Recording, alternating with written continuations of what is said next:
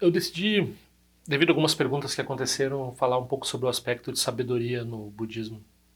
É um assunto complicado, como a maioria dos assuntos que eu trato aqui, mas eu vou tentar comer pelas bordas e a gente pode falar um pouco sobre esse aspecto em seus diversos níveis ou abordagens, né?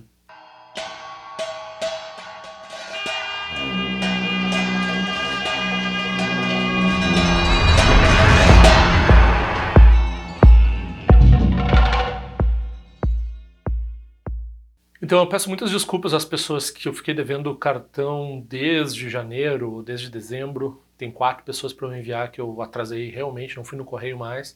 Quem quiser pedir os cartões, ah, puxa, hoje nem tem cartão aqui para mostrar. É só pedir os cartões, eu envio pelo correio, peço por endereço abaixo. Ah, eu fico com muita vergonha de reiniciar um processo aqui de né, levantamento de fundos, né? O meu plano era pedir dinheiro para as pessoas para fazer uma peregrinação junto com o meu professor, junto com a Sangha, né? Uma pessoa falou assim, se tu organizar uma coisa assim eu vou contigo. Não, mas todo ano tem com a nossa Sangha, então quem vier praticar com a gente pode, se tiver essa possibilidade, pode ir para a Ásia, visitar os centros ligados à nossa tradição, com os nossos professores, receber as nossas transmissões e assim por diante, né? De acordo com o que os nossos professores dizem. Então, uh, eu ia levantar fundos para essa finalidade, para daqui a 1 ano, 2 anos, né? Porque é um valor alto que tem que passagem e tudo mais, é caro, né? Eu nunca viajei para fora do Brasil. Minto, uma vez eu fui para Rosário, na Argentina. Mas, enfim, eu queria fazer esse levantamento de fundos. Daí, fico muito embaraçado, porque quando eu vejo os meus professores, eles... Algumas vezes, a última vez, a minha professora pediu que as pessoas contribuíssem com um canil, né, que está com 290 cachorros e que a pessoa precisa muito, né, de arrecadar dinheiro, fundos. Então não era nada do Dharma, era uma coisa assim da comunidade ali ao redor. E ela falou, esse ano eu não vou fazer mais nenhum levantamento, prometo que eu não vou fazer nenhum levantamento de fundos, né? E um outro professor meu também, todo ano, ele se desculpa muito quando ele vai pedir dinheiro para alguma coisa. E tá aqui eu de novo aqui pedindo dinheiro. Mas tá difícil, né, a situação para todo mundo. E eu tô vendo se eu vou conseguir ir ver o Session Rabbi Rinpoche. Bom, eu vou dar um jeito, né? Mas como foi nesse retiro de janeiro, mesmo eu tendo conseguido o valor integral, me derrubou, assim, né? Eu tô esse é, fim de fevereiro bem difícil para mim aqui. Então, quem quiser contribuir, tem todas as formas, dá para fazer depósito pelo banco, dá para usar o PayPal ou o PagSeguro. E aqui nesse endereço tem essas formas para ajudar esse canal, ajudar a minha atividade e ajudar a minha ida nesse evento que vai ser, que eu estou com uma grande expectativa com o Session Lab de Rinpoche. Eu vou ver se eu vou botar valores e fazer, que nem eu fiz da última vez, né, uma campanha para ver se eu fecho o valor. Provavelmente sim eu vou fazer isso, mas é que não tem o valor do retiro ainda, então nesse momento é temerário, mas quem quiser fazer, por favor, faça essa oferenda. E vai com certeza, né, cada oferenda sempre é comovente, porque com certeza eu não vou, a pessoa não vai receber aquele, ela vai receber um mérito dela de acordo com a aspiração dela, né? Mas eu não vou fazer nada por essa pessoa, então é uma ação realmente transcendente. Então, eu pensei em falar em sabedoria em termos dessas duas palavras que a gente ouve bastante. ah, eu vou fazer um pouco de cabeça isso, embora eu tenha planejado fazer uma lista de palavras e tal. Eu vou ver o que vai surgir de questionamentos a respeito disso, né? Então, eu pensei em falar, né, nessa palavra Sherab, né, que é prajna em sânscrito, Sherab em tibetano, e a palavra Yeshe, que é Jnana em sânscrito, né? Então, essas duas palavras, que são 4 palavras porque a gente está falando duas línguas, né? Então, a gente está falando desse par prajna ou Sherab, né? E esse par Jnana ou Yeshe, né? Então, esses dois tipos de sabedoria. Foi curioso uma vez, eu lembro de uma pessoa que eu conheço no Dharma já há uns 20 anos, e, e ele tem uma conexão com o Prajnaparamita, né, com os conjuntos de sutras do Prajnaparamita, e ele estava falando do Sutra de Vimalakirti, falou assim, porque esse sutra de Prajnaparamita... Então, o Sutra de Vimalakirti, daí eu comentei para ele, bom, o Sutra de Vimalakirti, não, claro que todos os sutras Mahayana, de uma forma ou de outra, a maioria deles vai tocar no assunto Prajna, né, sabedoria Sherab, mas o Sutra de Vimalakirti ele está falando mais de uma coisa mais ligada à não dualidade, né? Então ele é mais tá na beira da conexão entre o Mahayana e o Tantrayana, tá entre a conexão entre o Sutra e o Tantra. Então não é exatamente essa sabedoria Sherab, ou essa sabedoria Prajna, de que a gente está falando ali no Sutra de Vimalakirti. Qual é a diferença, né? Qual é a diferença entre esses dois tipos de sabedoria? Estritamente falando, qualquer palavra pode usar para designar qualquer coisa. Então, se a pessoa quiser falar de uma sabedoria mais elevada e botar o rótulo Sherab ou botar o rótulo Prajna, isso vai acontecer. Então, a gente vai ver pessoas falando indiscriminadamente, ou seja, sem usar os termos corretos. Então, elas vão estar misturando tudo dentro de um balaio qualquer, né? E isso tem uma utilidade, em certo aspecto, de não criar uma divisão. Em outro aspecto, a gente está eliminando uma possibilidade de tratar do assunto de uma forma mais com mais nuance, né? Quando a gente está falando em Prajna, o cerne da Prajna Paramita, lá, o coração da Prajna Paramita, é essa noção de que forma é vazio, vazio é forma, forma nada mais é do que vazio, vazio nada mais é do que forma, e essa palavra forma, ela pode ser substituída por um montão de coisas, que quer dizer basicamente os dharmas. Eu já ouvi algumas pessoas falando que os dharmas são uma categoria de coisas que o budismo classifica, uma categoria especial de coisas, né? Então, e daí como se excluísse certas coisas, né, dessas categorias. Mas é que essas categorias elas englobam todas as possibilidades. Então, quando a gente está falando forma e vazio, é todos os fenômenos, todos os dharmas, e a gente pode usar categorizar eles de forma budista ou de forma não budista, mas de qualquer forma eles são elementos que surgem, né, de forma dual, vamos dizer assim, eles são vazios. Então, e o vazio, ele não é nada mais do que a manifestação de cada uma dessas coisas. Então a gente tem dois elementos aqui. Um dos elementos é esse aspecto do vazio, que é a ausência de uma essência ou a ausência de um lastro independente, de uma coisa independente. E a segunda coisa é já que não é independente, é o quê? É interdependente, é dependente cada coisa é dependente de todas as outras e no fim elas são esse fato a respeito delas iguala todas elas. Então a gente fala em vazio. Elas são vazias de si mesmas, elas são vazias porque elas dependem das outras causas e condições todas. Então, esse é o ápice do conhecimento do Mahayana. Então, quando a gente está falando Prajnaparamita, Mahayana, a gente está falando sobre reconhecer a verdadeira natureza das coisas, que é o fato de elas não possuírem um lastro, o fato de elas não possuírem um lastro independente, né? Uma garantia qualquer que as exponham de forma separada, né? Aí tu pode dizer, já que não tem uma forma separada, então elas são não duais. Não vamos entrar na não dualidade aqui, vamos falar só em termos de interdependência. Então as coisas têm uma dependência umas das outras. Eu já fiz esse vídeo sobre vacuidade, eu recomendo assistir se você tem interesse na abordagem que eu dou a esse assunto, né? Mas o que a gente pode perceber aqui, primeiro, é que tem um conhecimento, né? Então algumas vezes se traduziu essa palavra que é o conhecimento da verdadeira natureza das coisas, que é o conhecimento do fato de que elas não são como elas parecem, porque elas nos parecem, em geral, ter algum grau de independência e que daí vai levar a algum grau de permanência e daí vão se aglomerando esses enganos que a gente tem com relação às coisas, né? Então a gente começa a acreditar que elas...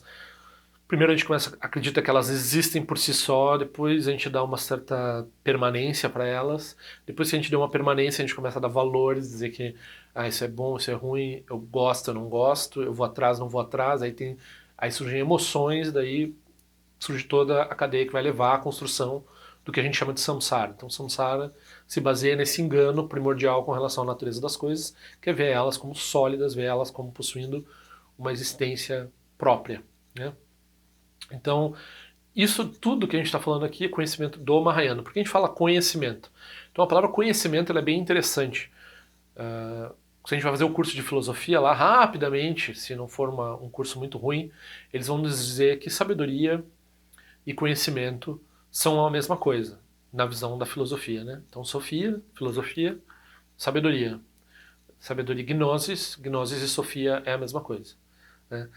No sentido popular, a gente pode dizer que conhecimento pode ser uma coisa mais adquirida, livresca, pode ser uma coisa mais intelectual, pode ser... Não sei, tem uma série de ideias mais no campo da popular, no campo da mentalidade das pessoas, do entendimento das palavras, que não estão lá na etimologia e que não estão na definição própria dessas palavras, mas que a gente acaba entendendo elas, e sabedoria talvez uma coisa um pouco mais rarefeita, mais ligada à velhice, a um conhecimento intuitivo, alguma coisa assim.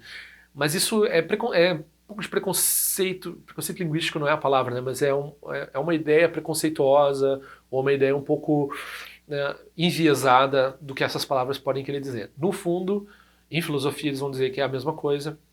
Aqui a gente vai também trabalhar com esse par, né, Jnana e Prajna, e a gente vai entrar então nessa palavra gnose, né? Então gnose, que é a raiz da palavra conhecimento, a raiz da palavra cognição, né? Eu já até falei em outro vídeo que tem uma relação etimológica desse GN do knowledge, do Nye, do conhecimento, da GN, né, gnose, gnosis, tem uma relação disso com, né, o prajna, o jna e o shna do jnana, né, que tibetano é outra, é o she, né, e é she, Shera, né? O She é Shna. Então, como ele é uma outra família linguística, não tem relação. Mas nós estamos na mesma família linguística, nós temos uma origem comum, né? Nós, o português, o inglês, todas as línguas europeias, exceto o finlandês e o húngaro, estão na raiz linguística do indo-europeu. Então, a gente partilha essas raízes, né? Então, essas palavras elas estão há muito tempo ligadas a essa faculdade conhecedora, né? Essa faculdade que a gente chama de cognição, né? De estar aberto a um objeto. Então, quando a gente fala em prajna, a gente está falando, aí vai dizer assim, tem uma coisa que é o conhecimento intelectual, né? Então a gente vai estabelecer a visão, que é saber como é que os budistas pensam, por um lado. Por um lado, a gente vai estabelecer a visão de dizer assim, eu quero saber o que é o budismo, então eu quero saber como é que os budistas pensam, eu quero conhecer as crenças budistas, a palavra crença é perigosa, né? Então eu quero entender, ter uma visão disso, assim. Aí visão vai ficando mais sofisticada, a gente vai chegando à conclusão que a gente precisa de um entendimento da natureza das coisas para chegar. Não é uma crença, é uma questão de sabedoria mesmo. Então, a natureza das coisas é vazia, não é porque o Buda disse ou porque o Avalokiteshvara disse que a gente vai acreditar, a gente vai examinar, através da análise, a gente vai chegar a uma conclusão a respeito das coisas, que é uma conclusão possível de chegar intelectualmente, a gente vai adquirir essa conclusão intelectual e a gente vai ver as coisas como elas são.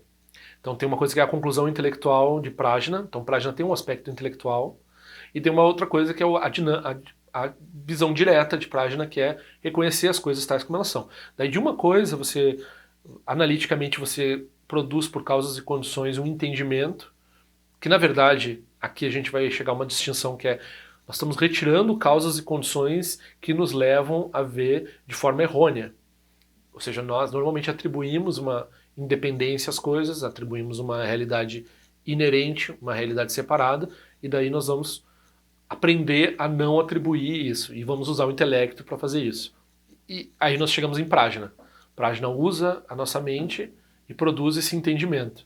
Aí quando a gente chega nesse entendimento, a gente diz, será que a gente precisa, né, o Mipa Rinpoche ele coloca muito, depois que a gente vê que a cobra era apenas uma corda, será que a gente precisa arrazoar sobre a cobra? Né? Aí a gente não precisa mais refutar a cobra, porque a gente já viu a corda, a gente já viu a natureza das coisas. Então tem um aspecto não conceitual em Prajna, que é o reconhecimento direto da natureza das coisas, e como faz? E aí tá, tudo bem. Então, o caminho Mahayana, o caminho budista vai ensinar, você treina em duas coisas, você treina em shamatha, né, você estabiliza a sua mente, daí você atinge uma certeza analítica através de vipassana, você reconhece as coisas como elas são, você atinge prajna através da análise de vipassana, e daí você une as duas coisas. Então quando você tem uma certeza a respeito da natureza das coisas, não tem uma ausência de uma existência inerente, você estabiliza, você tem uma estabilidade nisso e você não precisa mais de um objeto intelectual que refuta as coisas, você já vê elas diretamente como elas são. Você eliminou os hábitos, então você vê. Então há um caminho gradual, intelectual e de treinamento da estabilidade, depois há um caminho direto de reconhecimento disso. Ok, tudo isso prajna, fantástico, maravilhoso, é budismo muito sofisticado, muito importante. Aí a gente vai falar de Yeshe, né? Então até quando eu resolvi fazer esse vídeo, eu estava caminhando na rua e pensei, eu gosto tanto do termo reconhecimento, né? Porque o termo reconhecimento parece que é um conhecimento de novo de uma coisa, mas ao mesmo tempo também parece que, né, é uma coisa que tu vê como é, assim, tu tem um relance de ver como é. E Yeshe é uma noção de que essa capacidade cognitiva inerente, ela não está enganada desde o princípio com relação à natureza das coisas. Esses enganos, eles surgem adventiciamente, mas a nossa natureza de sabedoria, ela não é construída, né? Então não é através de um monte de análise que você chega num resultado e daí você vê as coisas como elas são e daí você, agora eu posso abandonar a análise e ver as coisas como elas são. Na verdade, desde o início tinha uma sabedoria que duvidava inerentemente, estava por trás do seu engano que produz o samsara. E quando você chega nesse reconhecimento das coisas como elas realmente são, não é que você produziu uma sabedoria através desse processo todo, mas você vê que essa sabedoria sempre esteve presente. Então, Yeshe, às vezes falam sabedoria primordial, né? Ou sabedoria além do tempo. Timeless awareness, algumas vezes traduzem como awareness, né? Que é essa palavra difícil de traduzir. Então, estado desperto atemporal, algumas vezes se usa também. Por que usa a palavra desperto? Daí parece assim uma coisa mística, né? Poética. Mas é porque nós eliminamos o sono. Então a gente tem um sono, um sonho, um engano, né? E nós vemos com clareza, vemos com lucidez. Tem todas essas palavras ligadas à luz também. Lucidez, clareza, que tem esse aspecto dessa sabedoria que ela não tem um princípio. Ela não pode ser criada por causas e condições. Prajna é assim. Prajna tem um processo. Então, Prajna ainda está num aspecto causal. Ela está falando do não causal, ela está apresentando o não causal, mas ela está se focando numa transformação ainda, num aspecto de chegar num lugar, numa outra margem, né? Gate, gate, paragate, parasangate, bodhisoha. Quando a gente está falando em Yeshe e nessas outras práticas do Vajrayana e até a grande perfeição, daí é, não é o mesmo tipo de sabedoria. Né? Não é só, a gente não está falando, né? A gente pode, por exemplo, Prajna pode ser entendido do ponto de vista de Chittamatra. Do ponto de vista de Chittamatra, você vê que todas as coisas são vazias, de uma natureza inerente, porque elas são projeções da sua mente. Então, cada um dos elementos que existem, não só existem independência uns dos outros, mas existem principalmente independência dessa mente que projeta sentido sobre eles, ou separação entre eles. Né? Então, a gente pode estar olhando assim e ver só cores indistintas. Daí a gente começa, não, aquilo ali é uma televisão, aquilo ali é uma tanca, aquilo ali é um sofá ali atrás. E daí a gente começa a dar nomes para os objetos e começa a ver linhas que distinguem eles e começa a dar nomes para as cores e assim por diante. Quando vê, a gente tem todo um processo de projeção. Né? E a crítica comum que vai surgir é que começa a haver uma reificação dessa mente que projeta. Então essa mente que projeta, para se livrar disso depois, se livrar no sentido de acreditar nisso como uma coisa que realmente existe, é bem complexo, porque nenhum budista vai dizer isso realmente existe, eles vão dizer não, não existe. Mas a Madhyamaka vai mostrar assim, o Chittamatra, quando eles dizem isso e aquilo, eles chegam a uma conclusão inevitável de estar afirmando essa mente. Se eles estão afirmando essa mente, aí eles estão presos num objeto que existe inerentemente, aí eles não estão realmente livres, daí não é um entendimento perfeito da vacuidade, é um entendimento herege, o entendimento herege que é o que causa sofrimento. Né? Essa é a definição de heresia no budismo, é um conhecimento que não causa liberação, causa mais aprisionamento, mais sofrimento para os seres. Então, existem muitos entendimentos de vacuidade que não são corretos e que levam ao sofrimento. Então, esse poderia ser um deles. Mas né, a gente sabe, a gente não está dizendo que a mente não existe também, como a gente não está dizendo que as coisas não existem, né? Então a vacuidade ela não nega a, ela nega a existência independente das coisas, ela não nega o surgimento das coisas, né? E, assim como a mente. Mas por que a mente parece ter um valor tão importante nesse aspecto todo, né? Por que ela surge, né? Esse cognição, esse nhe, né? Essa, esse she no tibetano, né? Algumas vezes fala cognição pura, né? Então, por que, por que a mente tem essa primazia, né, de certa forma? Ela é um fenômeno primordial, um surgimento primordial, né? E ela, nesse aspecto de sabedoria, ela é apenas né, a gente vai começar a usar essa, essa poética do espaço. Então ela é apenas um espaço no qual, né, uma capacidade de conhecer, um espaço de possibilidades no qual coisas podem surgir. Então é um espaço onde coisas se manifestam. Então a gente tem esse aspecto de manifestação e esse aspecto de acolhimento, ou de campo de possibilidades. O campo de possibilidades é a mente e a luminosidade é ou a criatividade da mente, o aspecto ativo da mente, é essas coisas que surgem. Né? Essas coisas que surgem. E daí a gente pode dizer assim, por que a gente está falando em duas coisas? Né? Então, a gente não está falando necessariamente em duas coisas. Aí no Vajrayana a gente vai falar também, assim, bom, esse espaço acolhedor, esse espaço é uma característica feminina. Então quando a gente fala em sabedoria, a gente está falando num aspecto que é capaz de se deparar com as coisas, desobstruidamente. Porque a gente usa a palavra desobstruída ou desembaraçadamente, ou não elaboradamente. Porque quando surge elaboração, quando surge... Aí a gente está falando do tipo de mente enganada, né? Do tipo de mente que está se fixando, pega o objeto e vai atrás do objeto. Quando se usa a palavra, né, causa grandes problemas dentro do ciclo budista no Ocidente, onisciência, né? Ciência é essa palavra também que tem a ver com conhecimento, né? Então, conhece tudo, sabe tudo. Então, o Buda é alguém que sabe todos os fenômenos. Mas será que ele sabe todos os fenômenos no sentido de saber como consertar uma motocicleta? No sentido de saber qual é o problema que tem no computador? Não, ele sabe tudo porque a mente dele é desobstruída. Então, se ele examinar, ele não é que nem nós, que a gente pode se esforçar um monte para tentar aprender certas coisas e não vai dar. Nós temos, nesse momento, obscurecimentos, preguiças. A gente olha para o livro de matemática, tanto faz estar de cabeça para baixo ou estar de cabeça para cima, né? É um monte de rabisco, assim. Aí, o que a gente fala de onisciência é essa capacidade que se o Buda colocar a atenção dele sobre esse objeto, ele vai entender esse objeto. Ele não tem nenhuma obstrução para entender qualquer coisa que seja. Né?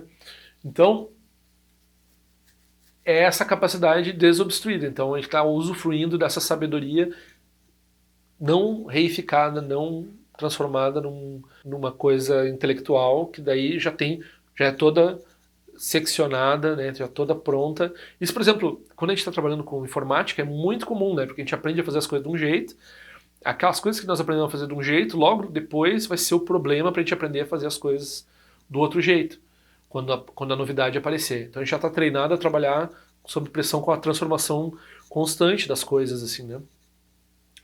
Se a gente tivesse uma mente realmente flexível, realmente onisciente, a gente não estaria preso a nada e tudo seria fácil para nós. Todos esses entendimentos seriam fáceis. Então tem mais a ver com esse aspecto, essa sabedoria. E essa sabedoria, daí eu falei, já me arrependi logo que eu falei, né? Falei assim, o Buda é assim, nós não somos assim. Na verdade, nós somos assim, nós teríamos essa capacidade, nós não usufruímos dessa capacidade porque nós temos esses obscurecimentos que não nos impedem de nos reconhecermos como operando dentro dessa natureza. Então, para isso que existe a prática do Dharma, para isso que existe o caminho do Dharma, para isso que existe todos os 84 mil ensinamentos. Não sei se deu para entender bem a diferença entre Prajna e Eshe. O sentido comum, usual, seria esse Prajna tem um elemento um pouco mais intelectual, um pouco mais dual, um pouco mais construído. Não quer dizer que seja exclusivamente intelectual e não quer dizer que seja um conhecimento construído, quer dizer apenas que tem a ver com o entendimento do que é vacuidade. E Yeshe, por outro lado, é uma sabedoria não produzida, uma sabedoria sem causas, é uma sabedoria primordial, um reconhecimento. Eu até estou pensando em traduzir esse termo dessa forma, né? Porque um reconhecimento, o que é? É quando você vê que era assim desde o princípio, né? Então, não teve nenhuma produção de um entendimento. O entendimento sempre esteve lá. Não é um entendimento também como um objeto. Aí a gente pode falar, né, quando a gente está falando da visão, que tem todas essas visões, e a visão máxima dentro do budismo é uma visão que não tem nenhuma visão particular. Então, como ela não tem nenhuma visão particular, ela é uma visão sem visões. É uma visão totalmente livre para reconhecimento das coisas como elas realmente são, que é o que a gente estava falando, que é a onisciência, né? Então, abrindo assim para discussão esse tópico complexo.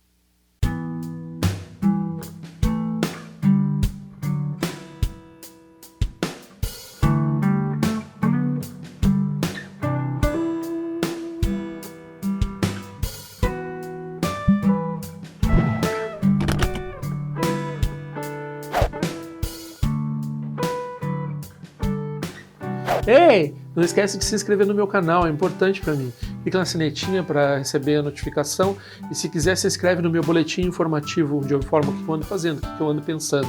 Também para contribuir de alguma forma com esse canal, esse é o endereço. Eu espero que em breve nós nos vejamos na prática do Dharma. Ao longo de minhas muitas vidas e até este momento, todas as virtudes que tenho alcançado, inclusive o mérito gerado por esta prática e todas as que vier a conseguir, ofereço para o bem-estar dos seres sencientes. Possam a doença, a guerra, a fome e o sofrimento diminuir para todos os seres, enquanto sua sabedoria e compaixão aumentam nesta e em vidas futuras. Possa eu claramente perceber todas as experiências como sendo tão insubstanciais como o tecido do sonho durante a noite e imediatamente despertar para perceber a manifestação de sabedoria pura no surgir de cada fenômeno. Possa eu rapidamente alcançar a iluminação para trabalhar sem cessar pela liberação de todos os seres.